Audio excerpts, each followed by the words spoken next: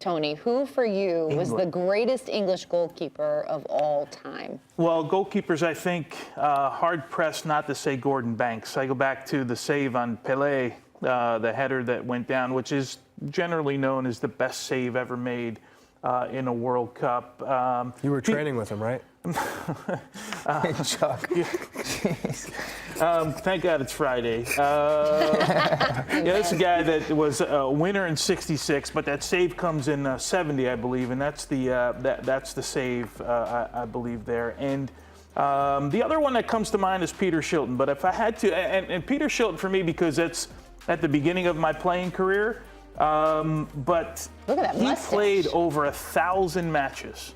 1,005 matches. Oh when I think God. about that era and how long he played, I actually traveled. I was training in England at Sheffield, and I actually got on a train and I went to see Peter Shilton play at Manchester United, which was a big thrill for me. But those would be the two that stick out. If I had to pick one, it would be Gordon Banks because, you know, the World Cup save. Yeah, and because Peter Shilton is Maradona's son, so.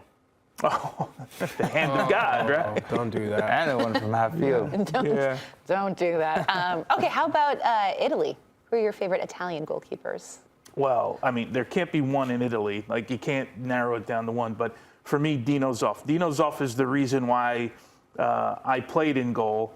He was a World Cup winner in '82. He actually is the guy he's the reason why goalkeepers can't pick the ball up anymore. Because if you remember in the '82 World Cup, you could put the ball down and roll it, and then you got another 6 seconds. You could pass the ball back from midfield, and the goalkeeper. So if you wanted to waste time, just give it to the goalkeeper. But a World Cup winner. Then he was at Juventus as a manager. That's where I actually met him when we played in an exhibition game in LA against Juventus. And the other one, obviously, is Gigi Buffon, World Cup winner in 2006. But Mr. Everything, played over 750 matches, well, 833 total, 750 plus for Juventus, won everything, is just a gentleman when you see him. And I actually trained with him when he was really young at Parma. I went on trial at Parma, and we trained at Parma.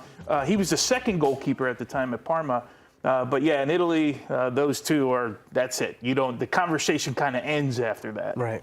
Makes sense. Okay. There's no debate there. No, absolutely not. If you had to choose one for your team, we're drafting. Go, you get first pick. In Italy? Yeah, you have to go goalkeeper first. Like, I'd go Dino Zoff only because of what he meant to me. But I think most people would probably pick Buffon, right? It's a popular choice, I think. All right, how about Germany? German keepers. Germany's probably the toughest one. When I looked up some names and just kind of reflecting on Sepp Maier comes to mind, right? Sepp Maier is a guy, he won everything at Bayern. This is an amazing stat I pulled up. I did not know this until yesterday. He played in 422 consecutive games. Didn't sit out a game in over 400 Bayern. games. Yeah. It's like Cal Ripken. Look at those. Can you imagine? And the other one's Oliver Kahn, of course. World Cup finals is something he's remembered for with the mistake and all of that stuff. But what a career he had. The hat he wore all the time. And I respect it. I wore that in the Trinidad game in the second half. So I got a lot of love for the hat. But Ali Khan, and he was one of those guys, if you remember him, you made a mistake. Wow. Wait, is that a real goal? Advertisement? Yeah. It's an advertisement. That is Germany. unbelievable. If you made a mistake and you were in front of him, you knew about it if you were a defender. Like, you knew you were the guy that made the mistake. I remember going to a Bayern Munich training, my first trip to Europe with my regional team. We were in Munich, we're watching them train, and he'd walk around and he would just grunt. He didn't speak, he would just grunt. And everyone was like, it was the most intimidating thing I've ever seen.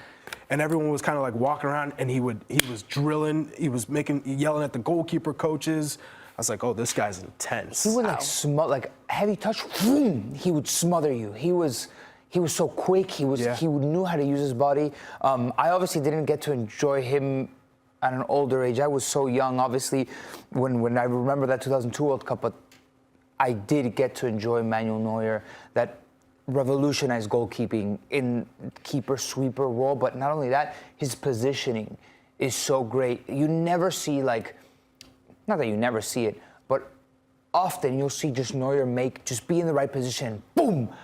an iron hand out block, never like dive up like Dibu Martinez going out of his way. He reads his space so well, and his size and his stature.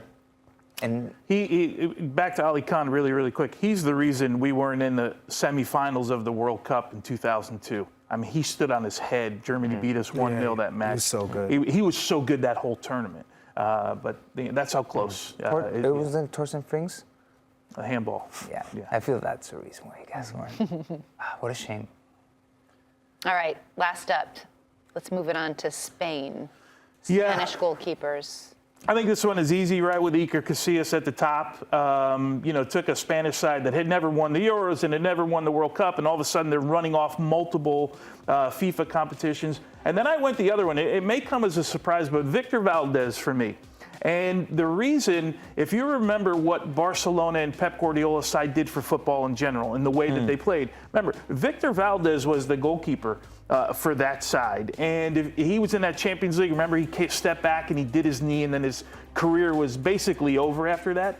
But he changed and revolutionized the way goalkeepers play, playing with your feet. He was so good. He was so far advanced, where we thought at that time Dutch goalkeepers were the only ones in the world that could play with their feet because they had done that for so long. But Victor Valdez, when you go back, when you look at the Barcelona side, you talk about from Messi to Iniesta and all the players that played there. You put him over Pepe Reina? Oh yeah, 100%. Yeah, he was a cat. He was exactly what Pep Guardiola needed in that Barcelona side that has really changed how we look at the game. Yeah, ultimately, he was a World Cup champion, if you want to consider that. Obviously, he could have played every single minute of every single match, I think. Nonetheless, the three goalkeepers that won the World Cup were Iker, Pepe Reina, and Victor Valdez. They had that era of Spanish. Usually, we go with the tiki-taka of it all, but very gifted goalkeepers. Who was your goalkeeping idol? growing up? Iker. Makes sense. Such a gentleman, and we were talking with Chuck, the anticipation that he has. I had a breakaway, and most keepers, they stay on their line, they don't come out. They're a beat slow on and reading that over the top or through, and he was just so good at anticipating everything. We talk about goalies cheating.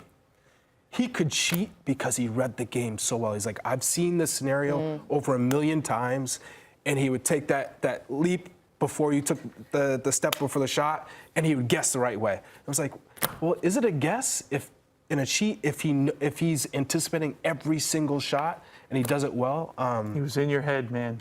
He was. You were living rent-free in his head. Right? Every striker was. And he is the goalkeeper that Messi has most scored on. Oh, to interesting. just magnify how incredible that feat was. Obviously, they played a lot more against each other in Real Madrid, Of course. Barcelona. Nonetheless, It's a great nugget.